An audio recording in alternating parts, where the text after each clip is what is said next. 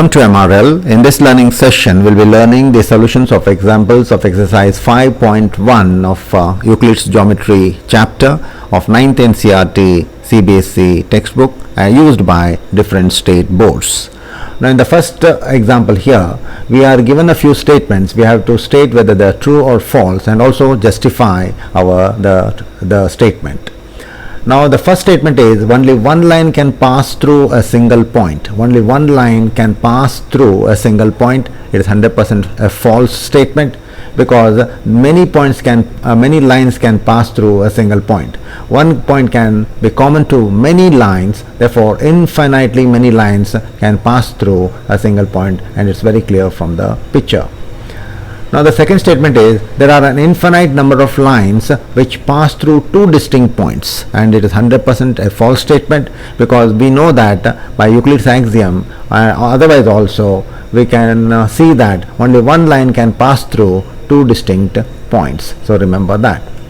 Now the third statement is that terminated line can be produced indefinitely on both the sides, and 100% a true statement because we know that a terminated line is nothing but a line segment which is part of a line. Therefore a line segment can be produced indefinitely on both the sides, and is also confirmed by Euclid's postulate, that is the second postulate of Euclid's, and it's very clear here. AB is a line segment which can be extended on both the sides indefinitely, and please remember that. Now coming to the next statement, if two circles are equal, then their radii are also equal, but natural it is true because the two circles are congruent, the radii also have to be congruent, and therefore it is a correct statement because two equal circles are congruent and they coincide when placed one over the other, and therefore the radii are also equal, and a correct statement.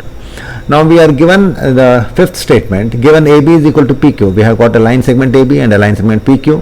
AB is equal to PQ, PQ is equal to XY, but natural AB is equal to XY, and that is true because things which are equal to the same thing, AB is equal to PQ, PQ is equal to XY. That means it's very clear PQ is equal to AB also and XY also, and therefore it is a true statement, and 100% followed by the Euclid's axiom 1, or the first axiom of Euclid's. Now the second important question asked here, the second question is definition of terms. We have been asked the definition of different terms there. Now the first important term asked is the definition of parallel lines. Rather we can say what are parallel lines. The lines that do not intersect are parallel lines. The lines that do not have a common point are also called as parallel lines. The lines that have a constant distance between corresponding points are also parallel lines. The lines that are cut by another line and the sum of interior angles is 180 degrees are parallel lines. So please understand this. These are different definitions of parallel lines. We can adopt any one of them. Now coming to the next point, that is the definition of perpendicular lines. The lines that intersect and have an angle of 90 degrees between them are called as perpendicular line. That means two intersecting lines, that is AB and CD are two intersecting lines. The angle between them is 90 degrees. If the angle between them is 90 degrees, then the two lines are perpendicular, that is AB is perpendicular to CD. Now line segment. Line segment is a part of a line. It is a terminated line having endpoints and can be measured. Now if you see here, we have a line L here. AB is a part of a line L, and AB is called as a terminated line or a line segment. It has got endpoints and we can measure AB, and it also can be represented or drawn on a paper or on a plane. Now radius of a circle, the fixed distance from the center to any point on the circle is called as radius of circle, and radius is a line segment joining the center to any point on the circle, and a very simple definition. Please remember that. Now a square is a plane figure. A square is a plane figure bounded by equal line segments, and each interior angle of the square is 90 degrees, and that is, I think, a simple definition of a square. Now here in the third question, we are given two postulates. Given any two distinct points A and B, there exists a third point C which is in between A and B. So this is first postulate, and the second one is there exist at least 3 points that are not on the same line. Now in this two postulate, the question asked is, are there any undefined terms? Definitely there are undefined terms. There is a point and a line which are undefined. The statements are consistent as see whether they have asked whether the statements are consistent. The statements are consistent, as the first statement states that states the collinearity of 3 points, and you see here A, C, B or A, B, C are collinear points here, and therefore it is consistent. And we have the second statement that there are 3 points which are non-collinear. You have A, B and C are non-collinear here, therefore we can consider them to be a consistent statements. The postulates or given statements follow Euclid's axiom of a line. So now the question asked is whether they are whether these postulates follow the Euclid's postulates. Definitely they do not follow the Euclid's postulates, but they definitely follow Euclid's axioms of a line. So try to understand that. Now the fourth question is, we are given 3 points A, B and C, and they are collinear, and now we have to prove that AC is equal to BC. Now let us see how to prove it. Now to prove that AC is equal to, we have to prove that AC is equal to half of AB. Now proof is, let us AC is equal to BC, because it is given to us that AC is equal to BC. Now add AC on both the sides. When I add AC on both the sides, I will get AC plus AC is equal to BC plus AC. AC plus AC is 2AC, and BC plus AC is AB, and therefore AC is equal to AB upon 2, and that is what is the proof asked. So therefore remember, this proof is based on the the relation given by axiom, that is equals added to equals coincide with AB. So equals added to equal, that means I am adding equals on both the sides, and that is BC and AC, and they coincide with AB. Things which coincide with one another are equal. So this is the proof is based on these two very important axioms. Remember that.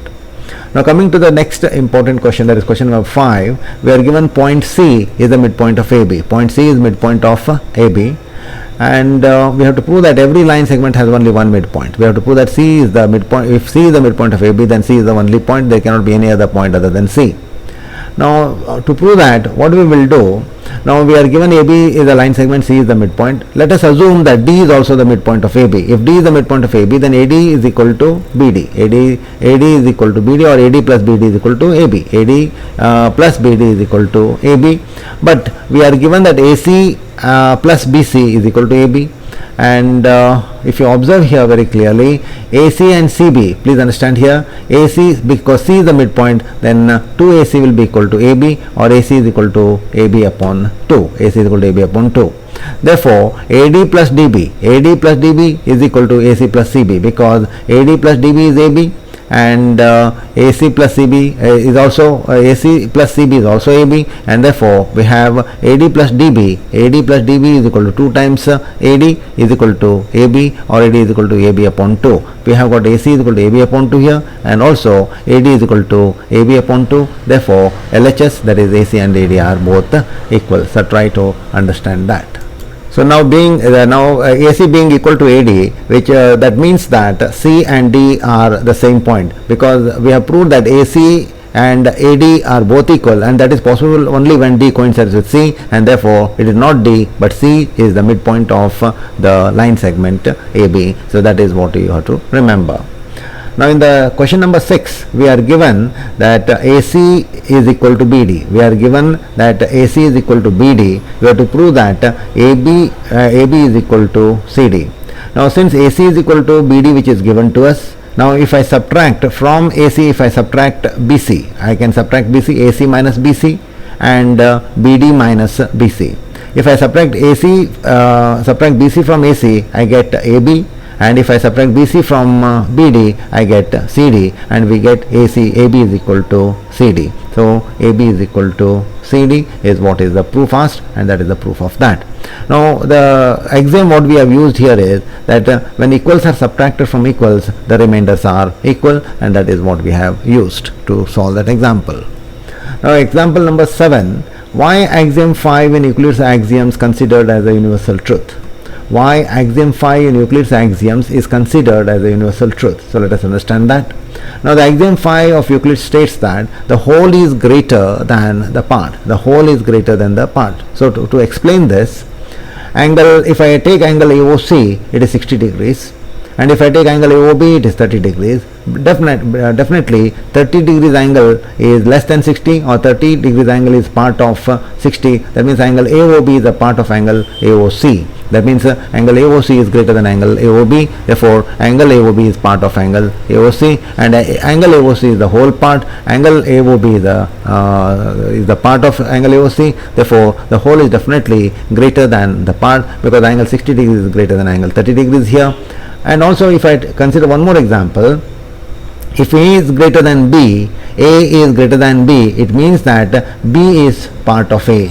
So we can add some other value C to B to get A. That means A, the whole, is definitely greater than the part, and this is true anywhere and everywhere, and therefore axiom 5 is considered as a universal truth. So these were the examples of the Euclid's geometry chapter.